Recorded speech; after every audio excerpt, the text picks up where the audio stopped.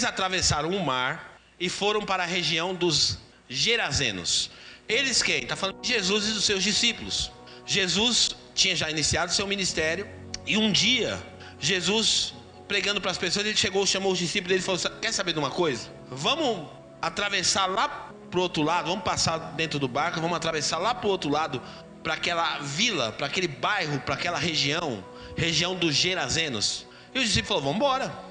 Jesus está falando para a gente ir lá, vamos lá ver o que ele quer. E Jesus não contou o que ia fazer lá, mas Jesus tinha um plano naquele lugar. E a Bíblia fala então que eles fizeram isso, entraram no barco e atravessaram. Só que quando eles estão atravessando, você vai perceber no capítulo 4 a história, que eles enfrentam uma grande oposição no mar. Um vento muito forte vem, começa a chacoalhar o barco, começa a chacoalhar as ondas do mar. E aquela situação causou medo nos discípulos. Jesus tem que levantar e tem que ir lá e repreender o mar e o vento. Mas aquele vento e aquele mar balançando não era algo que estava acontecendo de forma aleatória.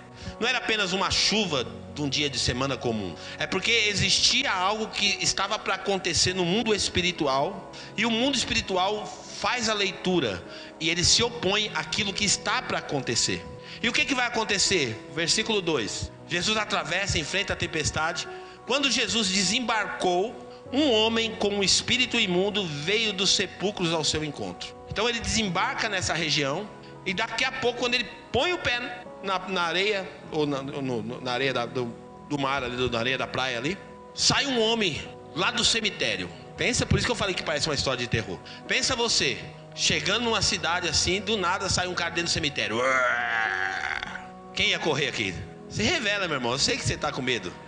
Fica tranquilo, a história tem final feliz. Eu tenho grande chance de correr. Imagina só um cara saindo do cemitério do nada. E aquele cara sai, só que ele vai no encontro de Jesus. E a Bíblia fala que ele faz o que? Versículo 3. Esse homem vivia nos sepulcros e ninguém conseguia prendê-lo, nem mesmo com correntes. Então presta atenção. Era um homem que ele não estava no sepulcro, ele vivia no sepulcro. Diga assim, vivia. Ele vivia no sepulcro. Ali era a habitação dele, ele morava naquele lugar. Como que faz morar num sepulcro, morar num cemitério? Cemitério é um bom lugar para morar? Não. Mas esse homem estava vivendo um estado deplorável da vida, estava morando no cemitério. E ele tinha comportamentos agressivos naquela sociedade, que a sociedade, para tentar conter ele, fazia o que? Ia lá e amarrava ele. Compravam correntes, cordas, aguilhões, para poder tentar prender aquele homem. Só que a Bíblia fala que a força desse homem era uma força descomunal. Então quando o espírito imundo estava no corpo dele, ele tinha uma força sobrenatural e ele quebrava a corrente, ele quebrava grilhão, ele quebrava a cadeia. Ninguém conseguia prender esse homem. É o que a Bíblia está dizendo, vamos lá. 4. Pois muitas vezes lhe haviam sido acorrentados os pés e as mãos, mas ele arrebentava as correntes e quebrava os ferros de seus pés. Ninguém era suficientemente forte para dominá-lo. Então aquele homem causava um terror na sociedade. Ele era alguém que ele estava fora do seu controle. Imagina só, alguém que você não consegue dominar. É o encrenqueiro, é o brigão, é aquele cara que ninguém consegue dar jeito nele. Então a sociedade era obrigada a conviver com esse homem, com comportamentos assustadores. Continua, por favor. Noite e dia, percebe? Esse cara não descansava. Noite e dia ele saía gritando e cortando com pedras entre os sepulcros e nas colinas. Então ele pegava pedra e ele começava a rasgar o corpo dele com pedra. Hoje a gente vê, até entre os adolescentes mesmo, um fenômeno que acontece, que é a mutilação, automutilação. Muitos adolescentes se mutilam o corpo, e isso não é um comportamento normal, sim ou não? Você acha normal uma pessoa machucar o próprio corpo? Não. E era exatamente o que esse homem fazia. E ele gritava de dia e de noite. Imagina você conviver, você está lá na sua casa com a sua família, você ficava o tempo todo sobre o terror, sobre o medo, porque você não sabe o que esse homem é capaz de fazer. Eu lembro que eu morava aqui em Extremo, eu morava ali perto do cemitério. Não no cemitério, morava perto do cemitério, perto. E tinha do lado da minha casa um homem que ele passava o dia e a noite gritando, né, amor? O dia e a noite gritando: oi, pai, pai, pai, pai. E aquilo era inconveniente. ver aquela pessoa daquele jeito. Eu e minha esposa por várias vezes falava, como que a gente pode fazer para ajudar? Porque era assim que ele se comportava. E a Bíblia vai continuar dizendo que esse homem, além de sair gritando de dia e de noite, ele rasgava o próprio corpo com pedras. Então você já percebeu que esse homem não está bem. Diga assim, esse homem não está bem. Não está bem, tem alguma coisa errada acontecendo com esse homem. Só que a Bíblia já explicou o que está acontecendo com ele. Ele se comporta daquele jeito porque ele está sob influência de espíritos imundos. Para quem não acredita nisso, isso é real, porque é a Bíblia que está dizendo. Então espíritos imundos estão influenciando e impactando no comportamento daquele homem. E a vida daquele homem não é mais a mesma. Por quê? Porque ele está sendo influenciado pelas forças do mal. E a Bíblia vai dizer então que quando Jesus chega, esse homem vai na direção de Jesus, e os espíritos que temem e tremem a Deus, eles tremem, eles têm medo, eles acreditam e tremem. Acreditam, a Bíblia fala, eles creem e eles tremem, mas eles não obedecem a Deus. Mas eles vão lá diante de Jesus e eles adoram a Jesus, porque eles sabiam quem era Jesus, eles sabiam o espírito que estava em Jesus. A Bíblia vai dizer, vamos lá, versículo 6. Quando ele viu Jesus de longe, correu e prostrou-se diante dele. Então eu estou imaginando uma luta interior nesse homem. Uma parte dele quer Deus, outra parte dele está levando ele para o mal, para o caminho mal. Uma parte dele quer buscar a Deus. É exatamente como acontece com a gente. Tem uma parte de nós que deseja Deus, e tem uma parte que a gente tem que conviver com ela, que é o nosso próprio inimigo, das nossas vontades, as nossas paixões, que querem nos arrastar e nos levar para longe de Deus. Então esse homem está tendo que conviver com isso. Mas esses demônios, eles vão lá e eles não resistem à presença de Deus e adoram a Jesus. Continua, por favor. E os demônios gritam em alta voz: que queres comigo, Jesus, filho do Deus Altíssimo? Você vai perceber que essa revelação Pedro tem lá na frente, né? Quem vocês dizem que eu sou? Tu és o Cristo, o Filho do Deus vivo. Aí Jesus fala assim para ele assim: não foi nem carne nem sangue que te revelou. Mas os espíritos imundos sabiam quem era Jesus. O que você quer com a gente, Jesus, Filho de Deus? O que você quer com a gente? Rogo-te por Deus que não me atormentes. Porque a presença de uma pessoa cheia de Deus atormenta o mundo das trevas. Esses adolescentes que foram impactados esse final de semana, se vocês continuarem firmes com Deus, vocês vão começar a incomodar no ambiente da escola de vocês. Vai atormentar aquele ambiente. Pessoas que vão ridicularizar, vão dizer: agora vocês são da igreja, não sei o que e tal. Porque isso incomoda. Continuando, por favor. Pois Jesus lhe tinha dito: saia desse homem, espírito imundo. Jesus falou: sai desse homem, espírito imundo. E aí tem algumas igrejas. Quem já viu igreja que faz entrevista com demônio? Quem já viu? E a gente não gosta, né? Quem gosta disso? Quem acha legal? Ninguém gosta, né? Não, põe lá, porque a gente sente mal, porque parece que humilha a pessoa, né? Ridiculariza a pessoa. Só que aqui Jesus conversou com o demônio no corpo daquele homem. Jesus vai fazer uma pergunta para ele. Vamos lá, continua. Então Jesus lhe perguntou: qual é o seu nome? Tem, né? Essa é até a base bíblica que algumas igrejas usam para fazer esse trabalho de libertação. Quem é que está aí? Eu confesso para vocês que eu já fiz libertações nesse sentido. Uma vez nós fomos fazer um trabalho de libertação, e eu fui numa casa, entre vários trabalhos que a gente já fez, mas eu fui numa casa e manifestou um espírito ruim no corpo daquela pessoa. E aí, naquela batalha espiritual, comecei a perguntar: quem está aí? E naquele dia muitos demônios saíram daquela moça. Muitos demônios estavam na vida dela. Então Jesus pergunta: quem é que está aí? Aí o demônio responde: meu nome é Legião. Não é Legião Urbana não, viu? É Legião. O meu nome é Legião. Por que ele fala que o nome é Legião? Porque muitos. Então olha só, gente, essa mensagem não é para trazer medo para você, mas é para trazer clareza espiritual, para você entender como funciona. Porque às vezes a gente é tão leigo, tão inocente acerca das coisas de Deus, e não sabe como que funciona o mundo espiritual. E aí ele está dizendo assim: olha, nós somos uma legião, porque tem muitos aqui habitando aqui dentro, na vida desse homem. E é por isso que ele chegou nesse estágio da vida. É por isso que ele foi para o fundo do poço. É por isso que ele passou a viver dentro do cemitério. É por isso que ele pega e rasga o seu corpo. É por isso que ele fica gritando, que ele tem comportamentos anormais. É porque nós somos muitos. Nós estamos dominando a vida desse homem. E Jesus ainda argumentando com esses demônios. Vamos lá, continua, versículo 10. Implorava a Jesus com insistência. Então ficou ali um tempo o demônio, porque o demônio tem hora que ele resiste. Gente, isso é uma realidade. Há uma resistência do inferno para largar a vida das pessoas. Então o demônio começa a insistir: não, a gente não sai, não, a gente não sai, a gente não quer sair, a gente gosta, a gente está morando aqui, tá bom pra gente aqui, a gente está confortável aqui dentro, a gente está conseguindo destruir a vida dessa pessoa, a gente está arruinando com a vida dela, a gente está cumprindo nosso propósito, nosso objetivo, a gente não quer sair daqui não. E insistentemente ele falava para Jesus: não manda a gente embora não, dessa região. Então aquele demônio, além dele estar influenciando diretamente a vida desse rapaz, ele também estava influenciando toda aquela região. Mas Jesus não negocia com o inferno. E Jesus diz mais uma vez, o quê?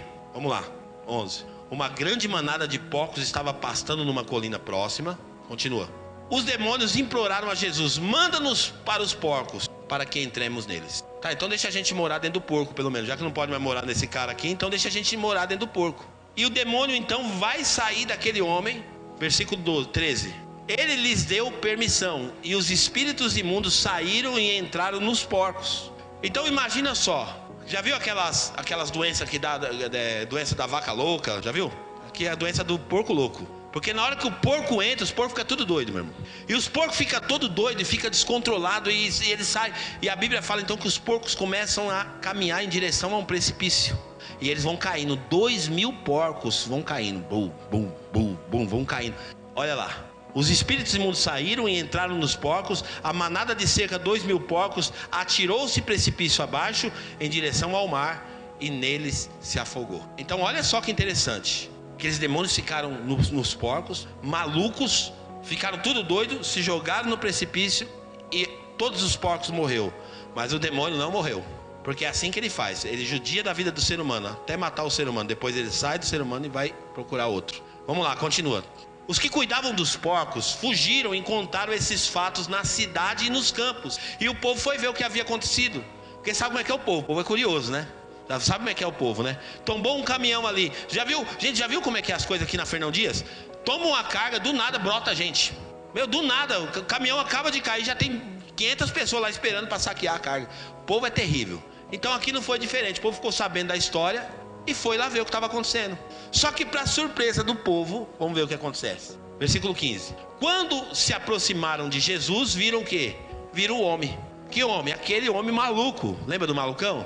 Que cortava corpo, que gritava na rua, que andava doidão.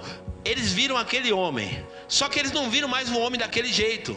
Eles viram aquele homem que fora possesso da legião de demônios, sentado, que não era uma coisa comum para aquele homem, porque ele era extremamente agitado, então não conseguia sentar. Então ele estava sentado, ele estava vestido, estava se vestindo adequadamente e estava em perfeito juízo.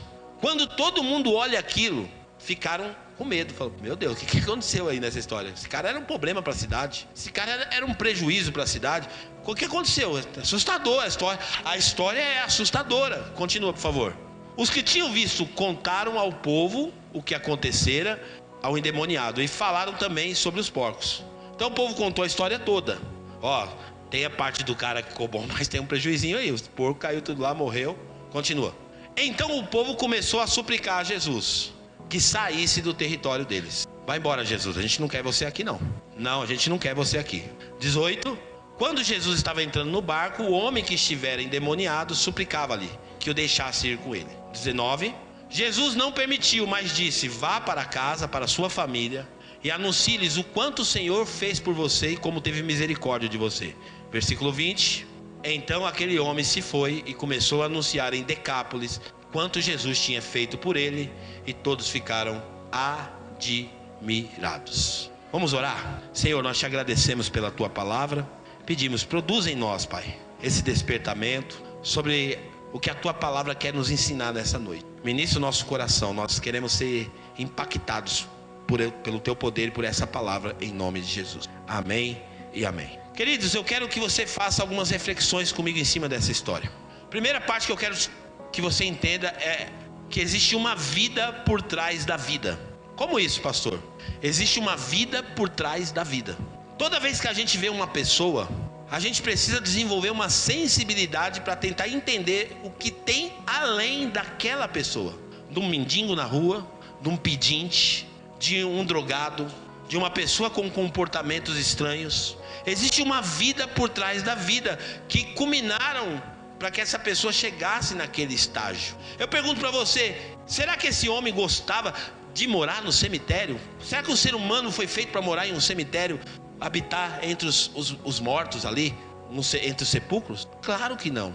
Será que o ser humano foi feito para viver uma vida deplorável como estava vivendo esse homem?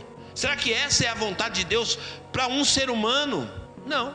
Então existe uma vida por trás da vida. Sabe o que me chama a atenção? Principalmente nessa parte. Põe o versículo 19 para mim. Volta um. Esse homem, a Bíblia não dá detalhes, mas ele tinha família. Diga assim, família. A Bíblia fala quando Jesus, ele quer ir com Jesus, Jesus fala assim, ó, volta para sua casa e para sua família. Ou seja, ele tinha casa e ele tinha família. Provavelmente tinha esposa. Talvez tivesse filhos. Talvez tivesse uma mãe, um pai, que estava sofrendo junto essa situação. Então quando a gente olha para uma pessoa, a gente tem que perceber que existe uma história por trás do sofrimento de cada pessoa. Existe uma história no sofrimento das pessoas. Pessoas que estão enfrentando dores terríveis na vida, e às vezes a gente está tão insensível que a gente não percebe. Existem pessoas que estão envolvidas com aquilo. Existe uma mãe, existe um pai, existe um filho, existe uma esposa. Esse homem tinha perdido tudo. Ele perdeu a família, ele perdeu a sua habitação, ele perdeu a sua dignidade, ele perdeu talvez o seu emprego, estava perdendo a saúde, se autoflagelando. É exatamente assim que o diabo faz na vida das pessoas. Essa é uma obra exclusiva do império das trevas. A vontade do inimigo das nossas almas, o nosso adversário, como a Bíblia chama, é levar as pessoas de mal a pior. É colocar as pessoas em situações de vergonha, assim como um dia eu estive. E eu sei que muitos aqui já estiveram num lugar parecido. Essa não é a vontade de Deus para nós. Esse não é o desejo de Deus para nós. Ah, não, eu estou vivendo essa vida porque é a vontade de Deus. Não, não é a vontade de Deus, pode ter certeza. A vontade de Deus não é que você seja um viciado em álcool. A vontade de Deus não é que você seja um dependente de cigarro, de drogas, que vão destruir a sua vida. A vontade de Deus não é prostituição. A vontade de Deus não é que você se destrua. Não, essa não é a vontade de Deus. O plano de Deus para nós é um plano perfeito. A vontade de Deus para nós é boa, perfeita e agradável. Os planos de Deus para nós são planos de paz, pensamentos de paz e não de mal, para dar o fim que desejais. Eu sei que essa não é a vontade de Deus, e lá no íntimo também não é a nossa vontade de viver muitos casos que estamos vivendo, muitas situações que estamos vivendo. E esse endemoniado estava passando um momento difícil na vida dele. E Jesus, se eu pudesse dar um tema para essa mensagem hoje, eu daria o valor de uma vida. Porque Jesus sai da onde ele estava, entra no barco, enfrenta a oposição. Lembra que eu te falei da tempestade? Uma oposição do inferno, para não deixar aquele homem receber a libertação dele, para não deixar que aquele homem experimentasse um milagre na vida dele. Uma oposição do mal. Queridos, o mundo espiritual é uma realidade. O mundo espiritual é real, é verdadeiro. Você não enxerga, mas ele existe. E por trás de cada pessoa, porque às vezes a gente está tão cauterizado, e eu estou me incluindo nisso, a gente está tão cauterizado que a gente começa a dizer assim, a pessoa está vivendo assim porque quer. A pessoa está vivendo desse jeito na vida aí é porque ela quer. Eu já falei isso. Ontem eu estava em São Paulo, voltando de uma pregação. Paramos, era quase 11h30 da noite, no Farol. E teve um rapaz que estava tremendo assim, estava no cantinho assim, tremendo. O carro parou, ele falou, dá licença, com medo da minha reação. E ele estava com um tumor na barriga. Lembra, amor? Um tumor na barriga, sem camisa ali. Aí ele falou, me arruma um dinheiro. E naquele momento passou um filme na minha cabeça. Falei, Deus, como eu queria, minha esposa sabe, chorou no carro, como eu queria ajudar aquele homem, eu queria resolver aquele problema. Porque só dar um dinheiro para ele não resolve o problema dele. Porque o problema dele não é moral, o problema dele não é emocional, o problema dele não é social, o problema dele é o pecado. Então esse endemoniado estava sendo acometido por esses espíritos malignos que estavam trabalhando na vida dele. Deixa eu admitir uma coisa para você. Tá aqui hoje a minha mãe, faz assim, mamãe. Olha minha mãe como é nova, mais nova que eu, meu irmão. Não sei como que é esse mistério da medicina, mas uma mãe mais nova que o filho. Um dia eu estava andando com a minha mãe, o pessoal falou, é sua namorada? Mãe nova. Mas a minha mãe está aqui, ela sabe os trabalhos que eu dei para ela. Eu morro de vergonha. Tanto é que eu nem compartilho muito meu testemunho. Eu morro de vergonha do trabalho que eu dei para minha mãe. Eu nunca manifestei um demônio na igreja, sabe? Daquela oração, mão para trás. Não, nunca fiz isso. Só que eu estava cheio de demônio na minha vida. Eu estava vivendo sob influência de demônios. Porque o estilo de vida, né, mãe? O estilo de vida que eu estava levando era um estilo de vida que era influência do império das trevas. O modelo de vida que eu estava vivendo não era algo de Deus, de jeito nenhum. Gerava sofrimento, minha mãe chorava. Minha mãe mordia o corpo para não pegar eu, porque ela passou muito nervoso comigo. Minha mãe é uma guerreira e nunca desistiu de mim. E a gente é de uma família boa, não tinha motivos. Eu era de uma família boa, tinha estrutura familiar.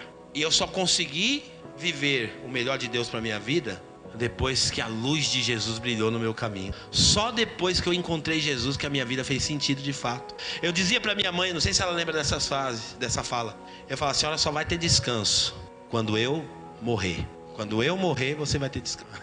Agora a senhora tem descanso, porque morreu, o velho vai morrer. Você está entendendo? Então assim, eu estou admitindo para você, eu nunca manifestei um demônio. Porque tem gente que é assim, ele não entende nada de coisa espiritual. Aí ele fala: demônio é coisa para gente fraca. Porque ele acha que ele consegue governar o mundo espiritual baseado nos pensamentos dele, na ideia dele. Não, esse negócio de coisa de demônio é pra gente fraca. Deixa eu falar uma coisa pra você: não existe neutralidade no mundo espiritual. Não existe neutralidade. Não tem como você falar assim, ó, não, quer saber de uma coisa? Eu sou assim, ó, eu não vou na igreja, eu não sou um crente, não sou nada, tudo, mas ó, eu oro, eu faço assim. Então é o seguinte, eu tô com Deus. Bebo minha cervejinha, não sei o que, tudo, mas eu tô com Deus. Beleza. Mas olha só, ou a gente está com Deus, ou a gente está longe de Deus. É um fato. Não adianta a gente inventar uma historinha pra gente, só uma autoafirmação. Não, eu tô. Querido, quem está com Deus obedece a Deus. Ponto.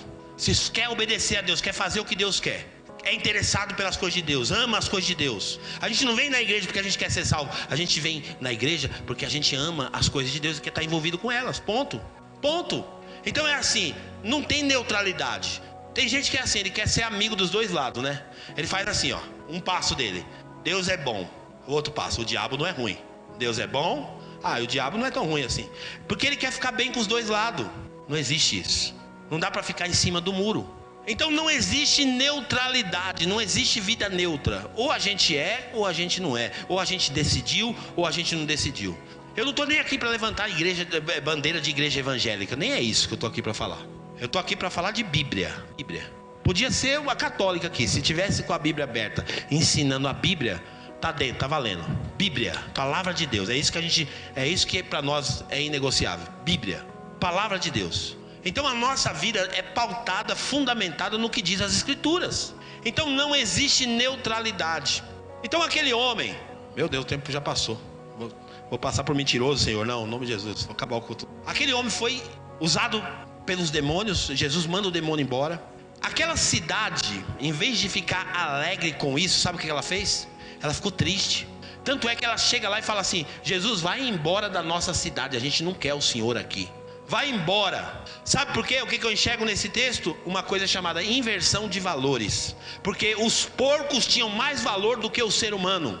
Gente, tem gente que quase endemonia. Se você arranhar o carro dele, ele é capaz de tirar a tua vida. Esses dias colocaram na internet aí, disse que teve uma briga lá dentro do pátio do supermercado do Marte Minas, porque um cara arranhou o carro do outro.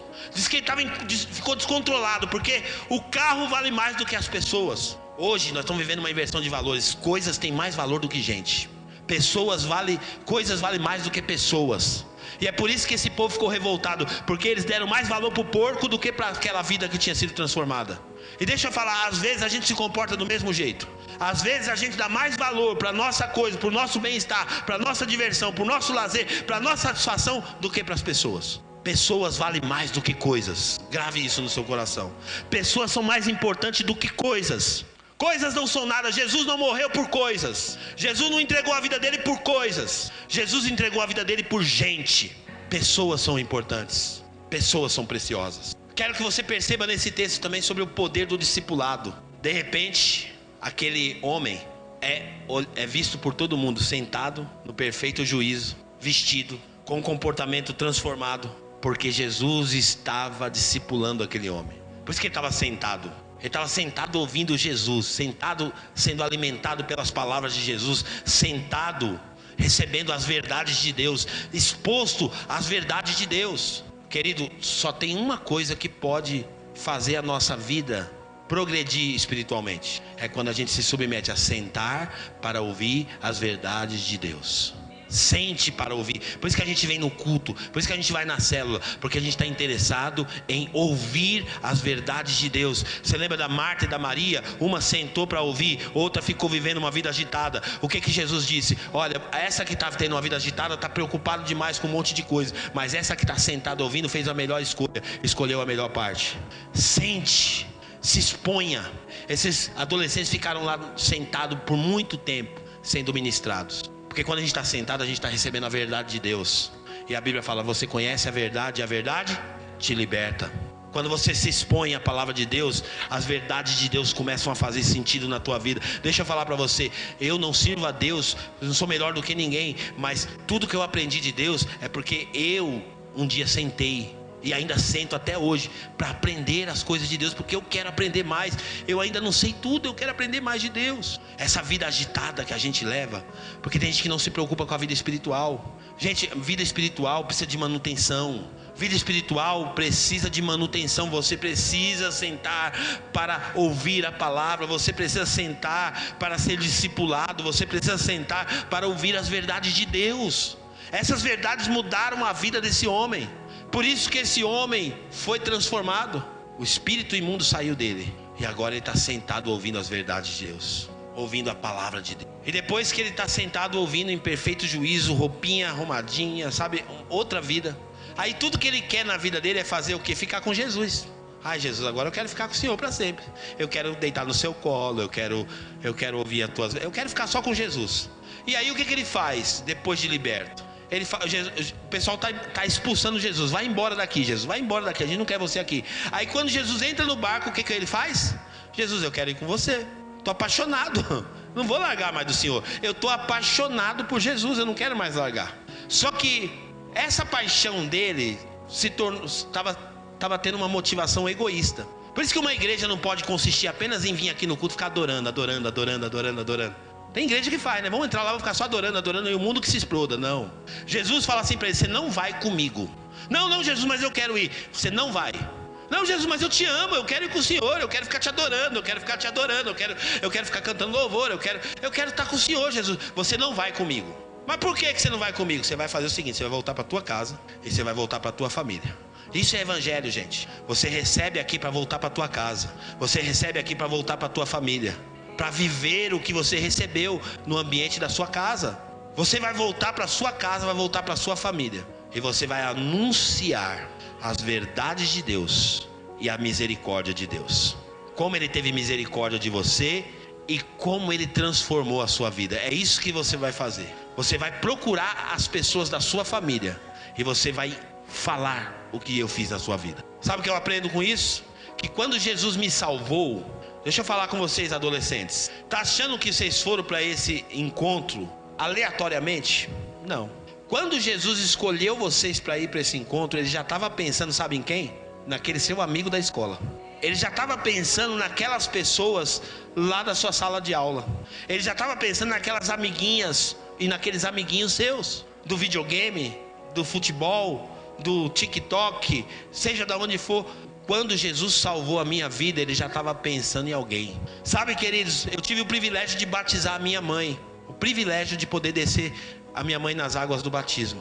A minha vida testemunhou o poder de Deus. O que Jesus fez na minha vida, que ela sabe que era uma obra quase impossível aos olhos humanos, mas ela se interessou pelas coisas de Deus, porque ela falou: é verdade, é real. Hoje minha mãe se batizou, já faz um tempo, né? E ela frequenta fielmente uma igreja lá em São Paulo. Caminha sozinho lá. Vai lá para a célula dela, né, mãe? Vai para o culto geralmente culto da tarde, né? Culto da tarde, vai lá no culto da tarde. Quando Jesus te salvou, Ele estava pensando em alguém. Pensa nisso. Quando Jesus salvou você, Ele não salvou você simplesmente para você ser um salvo bonitinho. Era a vida que esse gadareno queria. Sabe o que ele queria? Ele queria viver assim: ai, agora eu estou com Jesus, só quero ficar adorando, beijando, abraçando Jesus, cantando louvor para Ele. Não, você não vai comigo. Você vai para as 10 cidades. Por isso que chama Decápolis. Põe para mim o último versículo aqui. Decápolis. Decápolis é 10 cidades, é o raio de influência daquele homem. Todo mundo aqui tem um raio de influência, sabia disso? Todo mundo, você trabalha, você estuda, você vai no mercado, você tem amizade. Todo mundo tem raio de influência. Tem gente que é o agente secreto de Cristo, 007. Ninguém sabe que ele é crente. Ninguém sabe que ele é que ele assumiu a fé. Que ele faça-se conhecido. Grite para todo mundo: Jesus mudou a minha vida. Então aquele homem se foi e começou a anunciar em Decápolis o quanto Jesus tinha feito por ele. A salvação dele era para impactar outras pessoas. A salvação de Jesus é para impactar outros na nossa vida. Você é um missionário em tempo integral. A sua vida é para marcar outras pessoas. Eu admito, eu fui um gadareno um dia. Eu gosto muito desse texto. Eu vou encerrar daqui a pouquinho. Me dá mais um tempinho, eu prometi um horário aqui, mas talvez eu não consiga cumprir 100%. Mas Colossenses 1,13. Olha o que aconteceu, exatamente isso, gente. Por isso que eu falei que não tem neutralidade. Você pode fazer a escolha que você quiser. Eu não quero saber desse negócio de igreja, eu vou de vez em quando. Ok, fica tranquilo. Porém, uma coisa você precisa saber: não tem neutralidade. Ou você mergulha em Deus, se apaixona por Deus e interage com as coisas de Deus, ou ainda você está sob a influência das trevas. Porque olha o que o texto diz: pois ele me resgatou. Eu, Luciano, estava lá. Na onde? No domínio das trevas, vivendo sob a influência do inferno, me levando. Eu até brinquei no culto da manhã dizendo que quando o diabo começa a influenciar a vida de alguém, não é na totalidade. Aquele homem chegou é que nem um câncer. O câncer, quando você descobre ele rápido, você tem chance de você reverter aquilo. Então estou com câncer, aí eles vão lá e arranca aquela parte do câncer, porque aquele câncer ainda não enraizou nas outras partes do corpo. Então vai lá e arranca. Então, de repente você fala assim: não, pastor, mas eu não estou do jeito que você estava. Eu não estou igual a esse gadareno. Mas o diabo trabalha na vida da pessoa, levando essa pessoa de mal a pior. É assim que a Bíblia ensina. Eu vou te mostrar o versículo. Porém, o câncer funciona assim: dependendo se não tratar, ele chega no estado de metástase. É isso? O que é a metástase? Domina tudo, compromete o organismo inteiro da pessoa. Os órgãos, ele se arrasta para outros órgãos. É assim que o diabo quer fazer. Começa com um pequeno câncer, mas aquilo vai dominando a nossa vida. E o estado desse endemoniado era o estado da metástase. Tinha perdido tudo: dignidade, família, emprego, perdeu tudo. Deixa eu fazer uma pergunta para você. Talvez você está aqui pela primeira vez, ou ainda não tomou uma decisão. Você não acha que você está perdendo muito já? Você não acha que você está sofrendo muito? Você está só apanhando e está resistindo Deus, e está resistindo à vontade de Deus para a sua vida. Você está resistindo por quê? Você não está percebendo que Deus está te chamando? Você veio aqui hoje, não é à toa. Deus está chamando você. Então ele fez o quê? Ele me resgatou, é um resgate. Me resgatou da onde? Do domínio das trevas. E o que eu acho mais interessante nesse texto é que ele transportou. Pensa bem comigo. Quando fala que foi transportado, não quer dizer que foi eu que saí. Esse copo está aqui, ó. Eu transporto esse copo para cá. O copo veio sozinho? Ele foi transportado. É o que aconteceu. Jesus foi lá, me resgatou e me transportou para onde? Não para um lugar de neutralidade. Ele me tirou das trevas, ele me transportou para o reino do Filho do seu amor. Agora ele me colocou nesse reino. Ele falou: aqui que você vai viver. Nesse reino existem padrões, existem valores nesse reino. Esse reino é para viver de acordo com as ordens do rei desse reino. Então nós temos dois reinos: reino das trevas e reino da luz. Quem vive no reino das trevas está sob o domínio das trevas, está sob o governo das trevas, sobre as ordens das trevas. E quem está no domínio da luz, no reino do Filho do amor, deve viver baseado nas verdades desse reino. E aí é onde eu falo para você: fé precisa de manutenção. Vida cristã é manutenção. Não, já fui lá, já está tudo resolvido. Não, senhor. Se você não cuidar da sua vida espiritual, ninguém vai cuidar para você. Ninguém pode fazer isso por você. É só você que pode desenvolver sua vida espiritual. A parte de Jesus ele já fez, ele já te resgatou das trevas, e ele já te pôs no reino do Filho do amor. Mas se você não começa a fazer a manutenção da sua fé, devagarzinho você é arrastado de novo para aquele lugar. Devagarzinho você é puxado de novo para viver sobre o domínio das trevas, como muitos crentes estão vivendo. Por quê? Porque ele é um crente Raimundo, um pé na igreja e o outro no mundo. Para a gente concluir, abre para mim esse texto, por favor. Lucas 11:24. Isso aqui, gente, não é história de terror. Isso aqui é realidade espiritual. Se você não entender depois dessa, você não entende mais. Se não entender depois dessa, você fica leigo. Olha só. Pensa no gadareno agora. O gadareno. Quando um espírito imundo sai de um homem, saiu do gadareno, sim ou não? O que acontece? Esse mesmo demônio que saiu do gadareno, ele vai passar por lugares áridos, lugares desertos, procurando o quê? Descanso. E não encontrando, ele diz... Qual é a frase dele? Voltarei para a casa de onde eu... Por isso que tem as recaídas. Por isso que pessoas têm recaídas. Por quê? Porque ele vai ter que mais cedo ou mais tarde enfrentar o mesmo demônio que escravizava ele. O mesmo demônio que escravizava ele, ele vai ter que enfrentar mais cedo ou mais tarde. Então as nossas inclinações. Então o espírito imundo sai. Glória a Deus. Mas esse mesmo espírito que saiu, ele quer voltar. Então ele fala, vou lá, vou dar uma volta lá no lugar de onde eu saí. Aí ele chega no lugar de onde saiu e ele vai encontrar a casa, igual Jesus deixou a casa do gadareno. Vamos ver, 25. Quando ele chega, ele encontra a casa vazia, varrida e em ordem. Porque a obra de Jesus é isso. Ele fez uma limpeza na vida daquele homem. Casa varrida e casa em ordem. Uau, que casa bonita, que casa linda, arrumadinha. Só que toda casa precisa ser habitada. Você pode limpar a tua casa. Se você deixar a sua casa fechada, daqui algumas semanas tem que limpar de novo. Vai entrar pó, vai entrar bicho, vai entrar. Casa precisa ser habitada. Quando a gente habita dentro da casa, a casa está sempre limpa. Porque a gente sempre está limpando, manutenção. Estamos habitando ali, sempre limpa. Então olha só, nós precisamos que Jesus esteja tempo integral, habitando em nós. Habitação permanente. Porque casa vazia é morada de demônios. Isso não é o pastor que está inventando. Isso aqui não é teologia mística. Isso aqui é Bíblia. Bíblia sagrada. Versículo 26, para a gente concluir. Então aquele espírito vai lá olhar a casa. Tá legal, tá varrida, tá arrumada, bacana, que casinha boa. E aí ele olha, não tem ninguém morando, casa desocupada. Aí ele vai lá e troca uma ideia com outros amigos dele. Rapaz, eu morava numa casa antes, estava até meio bagunçada a casa, mas agora o homem deu uma reformada lá, ficou boa a casa. Ficou boa a casa. Você não quer ir lá fazer? Vamos lá, vamos morar lá. E aí a Bíblia fala que ele chama mais 7 espíritos piores. Deixa eu falar para você, o número 7 aqui não significa que são 7 literais. Isso aqui está falando da totalidade, o completo, é o número completo de Deus. Por isso que fala a criação, Deus criou o mundo em 6 dias e o 7º descansou. É a totalidade. Ou seja, nós vamos completar os espaços vazios com esses espíritos. Então ele vai, traz outros 7 espíritos piores do que ele, entrando, passam a viver ali. E o estado final daquele homem torna-se pior do que o primeiro. Por quê? Porque essa é a meta de Satanás. Sabe por que o diabo odeia seres humanos? Sabe por que ele é seu adversário? Porque você é imagem e semelhança de Deus. E toda vez que ele olha para você, ele vê Deus. E ele tem raiva de Deus, tem ódio de Deus. Então quando ele olha para você, ele vê Deus. Por isso que ele tem vontade de arruinar a sua vida e a minha vida. Então na vida espiritual, ou você faz manutenção dela constante. Como que eu faço manutenção da minha vida espiritual, pastor? Você precisa ter vida com Deus, você precisa ter vida com a igreja, você precisa ter vida com a Bíblia, você precisa ter vida de oração, você precisa ter vida.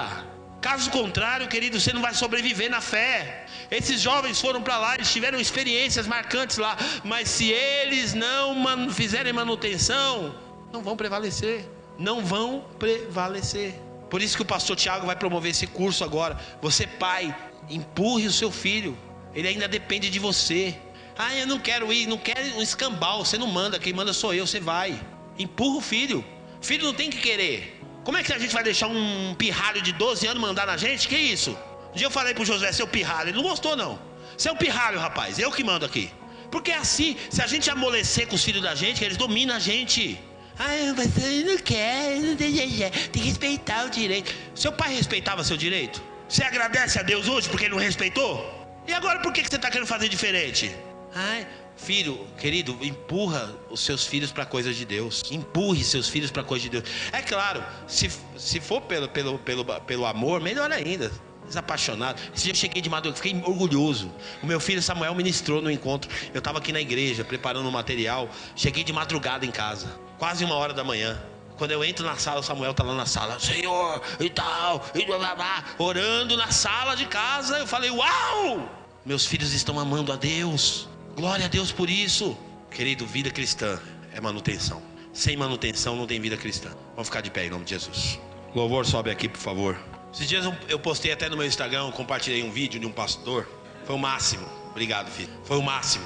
Esse pastor estava compartilhando a vida dele em relação à família. Ele falou assim, falando sobre pai que tem que levar filho para a igreja, que tem que...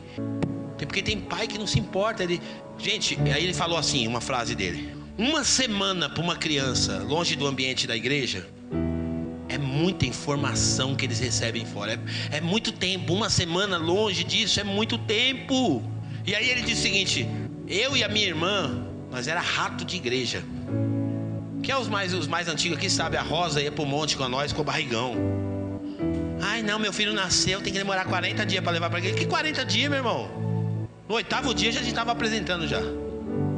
Faça. Se você não mover essa paixão, se os seus filhos não verem que você ama, porque não adianta você falar, vai lá filho, vai lá na igreja lá. Isso não funciona. Seja um pai apaixonado por Jesus. Manutenção da fé. E aí eu reforço com você. Infelizmente existem muitos crentes, eu não gostaria de falar isso, mas é uma realidade, que estão inseridos no contexto da fé, mas ainda recebem muita influência do mal. Sabe o carnaval? Vocês não vão acreditar nisso. Sabe quem é que inventou o carnaval? Da onde que surgiu essa festa chamada carnaval? Foi a igreja que inventou. Como isso, pastor? Essa festa chamava Baca, lá no passado. Era uma festa pagã. E o Império Romano, na época de Constantino, quando ele declarou que a igreja ia ser a religião oficial do império, então, para poder deixar as pessoas confortáveis, ele pegou as festas pagãs e começou a introduzir dentro da igreja. E sabe qual que era a ideia do carnaval? Para os crentes, para os cristãos: 7 dias onde eu podia extravagar a minha carne. Por isso que o carnaval sempre vem 40 dias antes da Semana Santa. E logo depois do carnaval, olha só, ninguém percebe, né? Depois do carnaval vem o quê? Quarta-feira do quê? Cinza do quê? Extravagância da carne. Carnaval não combina com crente, irmão. Por que os crentes, tem crente que vai para carnaval? Não entendo isso. Se não tiver um propósito de evangelização, tá até alguma coisa errada. Manutenção da fé. Faça a manutenção da sua fé. Eu não posso fazer isso por você. Se você não orar, se você não buscar a Deus, se você não ler sua Bíblia, se você não fizer um jejum, se você não se envolver com a igreja, se você não frequentar a célula, pelo menos é o que a nossa igreja local propõe para todos nós. Propor o quê? Propor essa espiritualidade, edificar você espiritualmente. Está na sua mão. Vamos orar? Feche seus olhos, fale com o Senhor. Pai, nós te agradecemos nessa noite, porque os nossos olhos espirituais estão sendo abertos. Verdades eternas estão sendo ministradas em nosso espírito. A tua palavra, que é viva e eficaz, que ela é capaz de penetrar aonde os homens não podem penetrar. Penetra em nós, Jesus. Toca no íntimo agora. Senhor, nós queremos reconhecer que todos nós já fomos um gadareno. Longe de Deus nós não somos nada. Longe de Deus somos governados pelas nossas paixões, pelos prazeres da nossa carne. Mas um dia, assim como o gadareno teve a oportunidade de ouvir a tua verdade, nós também tivemos e estamos tendo aqui hoje. E o Senhor devolveu para aquele homem a dignidade. Ele voltou a ter convívio social. Ele foi tocado na sua vida social, na sua vida emocional, na sua vida familiar e na sua vida espiritual. Ele foi restituído de novo, Deus. Senhor, o Senhor tem esse poder de mudar cenários, de mudar situações. Espírito de Deus, eu oro nessa noite, para que seja uma noite de salvação agora. Se houver pessoas aqui nesse momento, Pai, que ainda não tomaram essa decisão de entregar o seu coração e a sua vida a Jesus, eu oro para que a tua verdade agora alcance essa pessoa e que ela tome essa decisão agora em nome de Jesus. Bendito seja o teu nome, Senhor. Senhor, nós também queremos te agradecer, porque além de o Senhor ter nos salvado, o Senhor tem um propósito missionário para cada um de nós.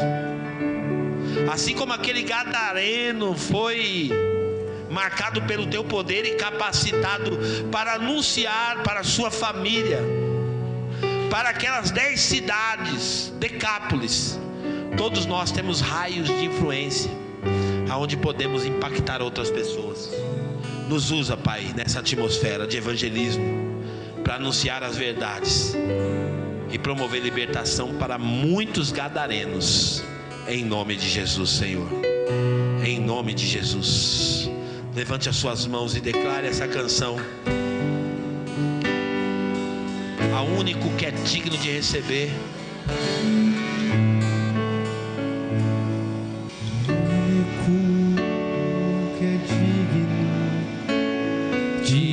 Receber